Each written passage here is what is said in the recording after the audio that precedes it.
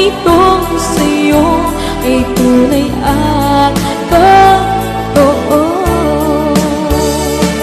Kahit na ano pa ng pagsubok natin, basta tayo pa rin noon hanggang ngayon.